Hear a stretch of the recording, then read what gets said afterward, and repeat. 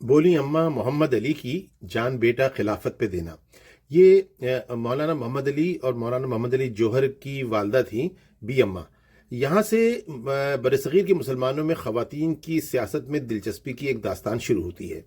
Be اماں کے بعد تحریک پاکستان میں ہمیں کوئی بڑا چہرہ خواتین کا نظر تو نہیں آیا. ہاں، پھر قائد اعظم محمد علی جناح کی بہن محترمہ فاطمہ جناح تھیں، جنہوں نے پاکستان بنانے کی جدوجہد میں قائد اعظم کا ساتھ دیا، اور قائد اعظم کے انتقال کے بعد پاکستان میں وہ گوشہ نشین ہوئیں. لیکن اپوزیشن نے اس زمانے میں 1964 کے انتخابات میں ان کو اپنا مشترکہ صدارتی امیدوار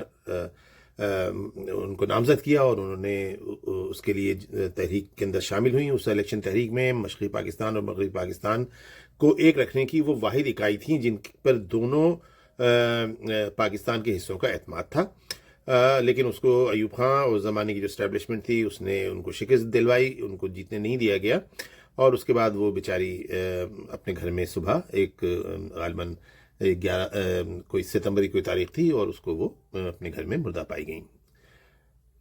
ان کے بعد اگر ہم غور کریں تو ان کے بعد کوئی جید سیاسی خاتون رہنما سامنے تو نہیں آئیں. دن گزرتے گئے، مختلف علاقوں سے چھوٹے موٹے خواتین کے نام آتے رہے. بیگم رانا لیاقت علی خان بھی تھیں، اور بہرحال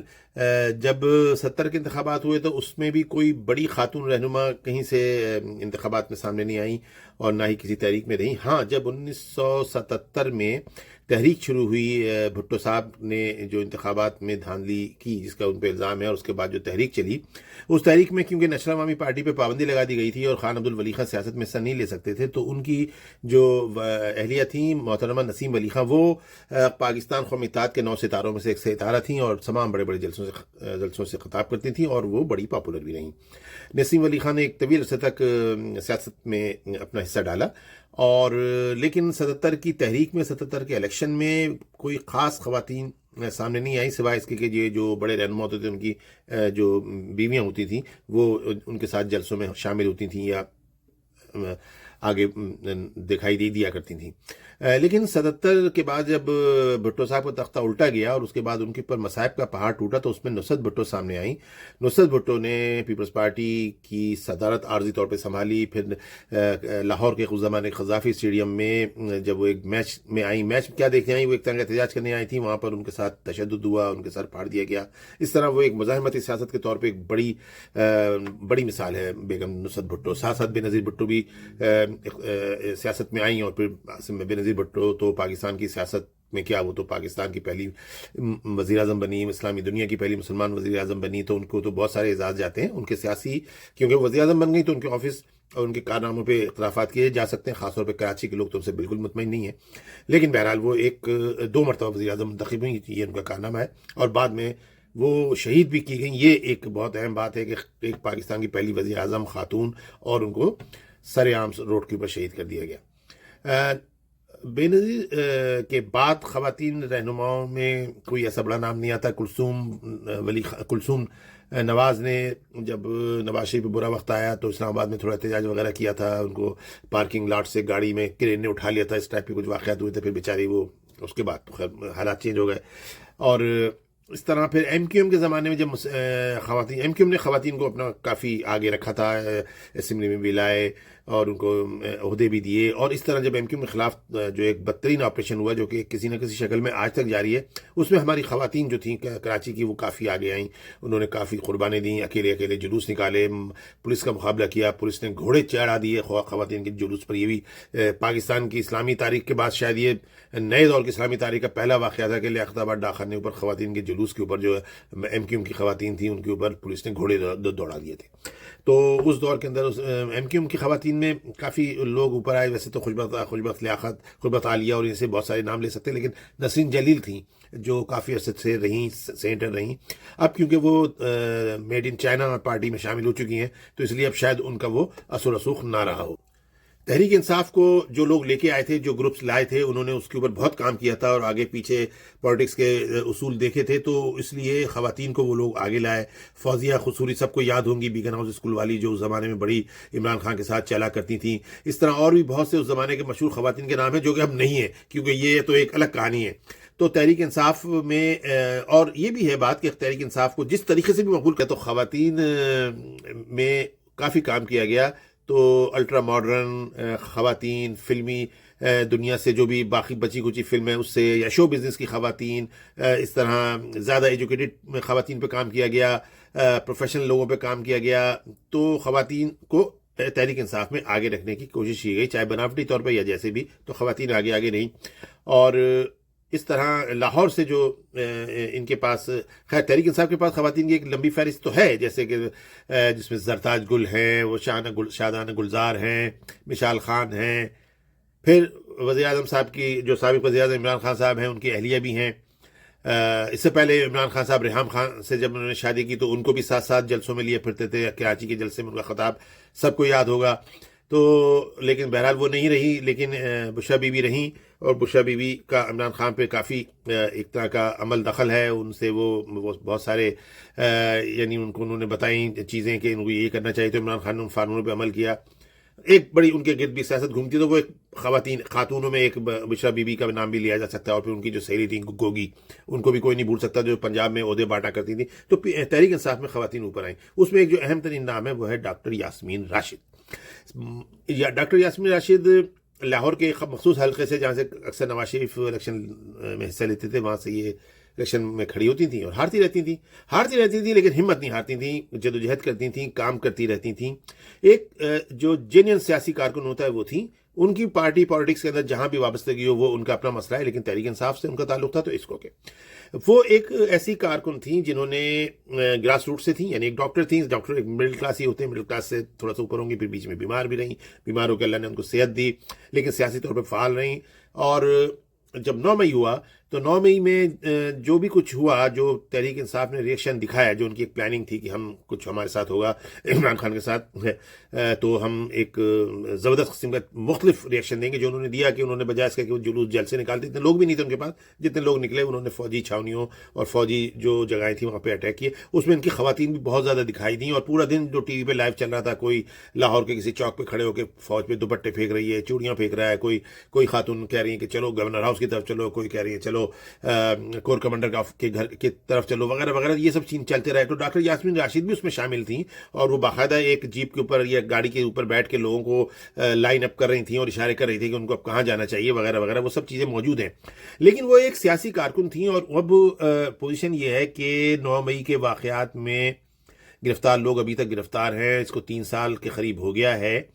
اور حکومت نے اس معاملے میں یا اسٹیبلشمنٹ نے اس معاملے میں بہت سخت رویہ اختیار کیا ہے. اور ظاہر ہے کہ وہ جب اگر ان کی کوئی شہرک کو ضرب لگائے گا تو وہ اس پر ریئیکٹ تو کریں گی، کیونکہ اس سے پہلے آپ دیکھیں ایم کیو ایم کے خلاف جو آپریشن ہوا، اس سے بڑا پاکستان کی تاریخ میں اتنا دردناک بربریت والا آپریشن نہیں ہو سکتا کہ خواتین کو جنازے تک اٹھانے پڑے، خواتین کو قبر میں مردے ڈالنے بھی پڑے. تو اس نوعیت کا آپریشن، لیکن اس کے باوجود بھی ایم کیو ایم نے بہت کچھ کہا ہوگا. الطاف حسین بھی بولتے ہوئے سوچتے نہیں تھے، جو منہ میں آتا تھا بولتے تھے، لیکن انہوں نے بھی کبھی ایسی کوئی انسٹرکشن، ایسی ہدایت اپنے لوگوں کو نہیں دی کہ جا کے فوجی تنصیبات پہ گھس جاؤ، یہ کرو وہ کرو. نہ ہی فوج کے خلاف اتنی بدزبانی کی جتنی کہ عمران خان اور ان کے لوگوں نے کی. خیر اس وقت ہمارا یہ مقصد نہیں ہے. ہم تو جو کہنے کا مطلب یہ ہے کہ جو ڈاکٹر یاسمین راشد ہیں وہ ایک جید سیاسی کارکن ہیں. وہ ایک ایجڈ خاتون ہیں، ان کی عمر بھی اچھی خاصی ہے. وہ جیل میں ہیں اس وقت، اور ان کی رہائی کی کوئی صورت نظر نہیں آ رہی، حالانکہ کوئی بھی راستہ اختیار کیا جا سکتا ہے. جو ایسی خواتین ہیں جو طویل عرصے سے جیل میں قید ہیں، وہ جس میں پی ٹی آئی کی صنم جاوید اور ان کی بہن فلک جاوید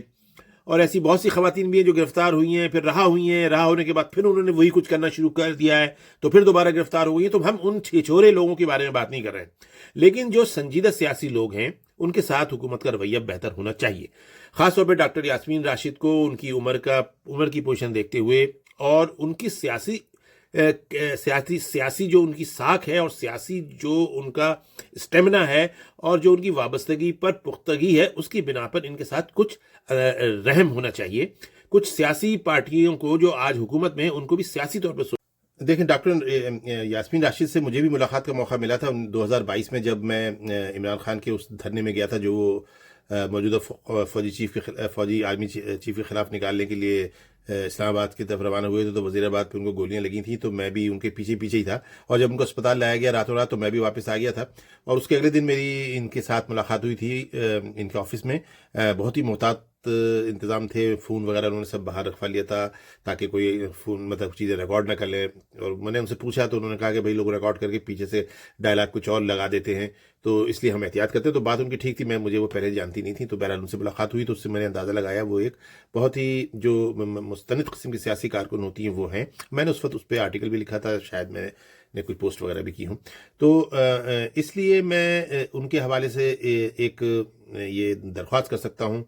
کہ ہمیں اسٹیبلشمنٹ کو یا فوجی حکام کو یا حکومت کو، اور پنجاب میں اس وقت مریم نواز کی حکومت ہے، ہم مسلم لیگ کے اندر جب خواتین کا ذکر کر رہے تھے تو مریم نواز کا ذکر کرنا بھول گئے تھے، تو میرا خیال ہے کہ ان کے بارے میں سنجیدگی سے سوچنا چاہیے۔ لیکن اس سے ساتھ ساتھ عمران خان کی جو اہلیہ ہیں بشرا بی بی، وہ بھی سابقہ وزیر اعظم کی خاتون اول رہی ہیں۔ دیکھیں سیاسی الزامات بھی ہوتے ہیں، کچھ آدمی غلط کام کر بھی جاتا ہے، اقتدار ایک ایسی بری چیز ہے کہ اس میں آدمی سمجھتا ہے کہ میرا اقتدار کبھی نہیں جائے گا، اور عمران خان کو تو یقین دلایا گیا تھا کہ یہ 30 سال کا پروجیکٹ ہے، تو ان میں جو کوتاہیاں ہو گئی ہیں وہ ہوئی ہیں، جس کے وزیر اعظم ذمہ دار ہیں، وہ ان کی اہلیہ ہونے کی حیثیت سے وہ بھی جہاں جہاں ذمہ دار ہیں، لیکن ان کے ساتھ بھی کچھ بہتر سلوک کرنا چاہیے۔ ان کا یہ کارنامہ ہے کہ ان کو جب انہوں نے لیا کہ انتظامیہ نے بنی گالہ میں رکھا تھا تو انہوں نے وہاں رہنے سے انکار کیا، اور باقاعدہ پٹیشن دائر کر کے جیل میں آئیں کہ میں بھی جیل میں ہی رہوں گی۔ تو اگر وہ جیل میں رہنے آئی ہیں تو اس کا مطلب ہے ان کے اندر ایک سیاسی پوٹینشیل بھی ہے، سیاسی جو ایک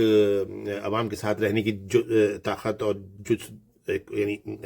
ایک ذوق ہوتا ہے وہ ان کے اندر ہے۔ میں سمجھتا ہوں ان کے ساتھ بھی اچھا سلوک ہونا چاہیے، ان کے ساتھ بھی جیل میں ان کو اتنی بڑی بیرک دینی چاہیے جتنی بڑی عمران خان کو دی گئی ہے، ان کو ساتھ بھی وہی جو نوکر چاکر ہوتے ہیں جو بھی وہاں پہ مشقتی ہوتے ہیں ان کو بھی مشقتی دینی چاہیے، ان کو بھی گھر کا کھانا بہترین کھانا دینا چاہیے، جو ہو سکتا ہے دیا جا رہا ہو، لیکن بہرحال ان کے ساتھ بھی وہی سلوک ہونا چاہیے جو وزیر اعظم کے ساتھ ہو رہا ہے، جو وزیر اعظم کی اہلیہ ہیں، زیادہ ملنے کے مواقع دینے چاہیے۔ بہرحال ایک وزیر اعظم کی اہلیہ ہیں، ان کے اوپر آپ جو بھی الزامات لگائیں اگر ہیں تو وہ ثابت ہوں، ہوئے ہیں ثابت، اور مزید ثابت ہوں جو بھی ہے، بہرحال ان کے ساتھ بھی ایک بہتر سلوک ہونا چاہیے۔ میں ڈاکٹر یاسمین راشد کی طرف پھر آتا ہوں کہ وہ ایک سیاسی کارکن ہیں، دیکھیں وہ ضعیف ہیں، ان کو رہا کر دیا جائے گا تو وہ یقیناً پارٹی کا ساتھ نہیں چھوڑیں گی، تحریک انصاف کا ساتھ نہیں چھوڑیں گی، وہ سب کچھ کریں گی جو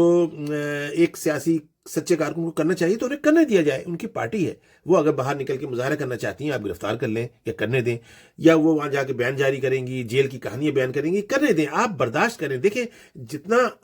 گورنمنٹ اپوزیشن کی باتوں کو برداشت کرے گی اتنا وہ اسٹیبل ہوتی ہے۔ آج بھی جو اس وقت گورنمنٹ اسٹیبل ہوئی ہے کافی، وہ اسی لیے ہوئی ہے کہ اس نے ان کو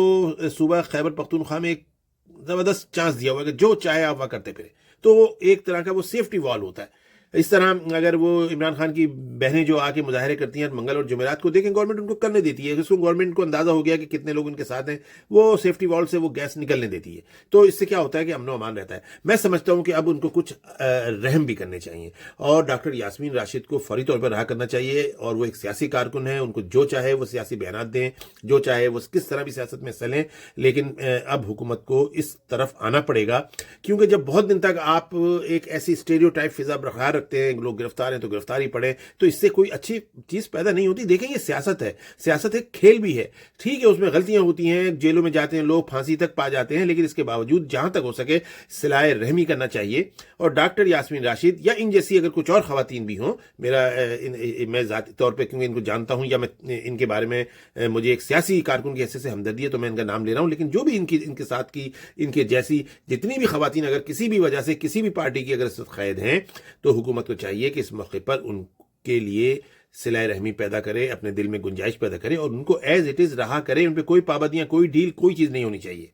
تو میری یہ ایک پتھر ہے پہلا دریا میں ان لوگوں کی طرف سے جو عمران خان کے سخت مخالف ہیں اور عمران خان کی پارٹی کے سخت مخالف ہیں، اور عمران خان کے کارکنوں کو بھی ہم یوتھیا وغیرہ سمجھتے ہیں، لیکن اس کے باوجود ہم سمجھتے ہیں کہ جو سیاسی کارکن ہیں، جو جیت سیاسی کارکن ہیں جیسے ڈاکٹر یاسمین راشد ہیں، تو ان کو رہا کر کے پہلا پتھر پھینکا جائے، اور رہا کرنے کے طریقے حکومت کو پتہ ہوتے، لہذا اس بارے میں ہم سے کچھ پوچھا نہ جائے۔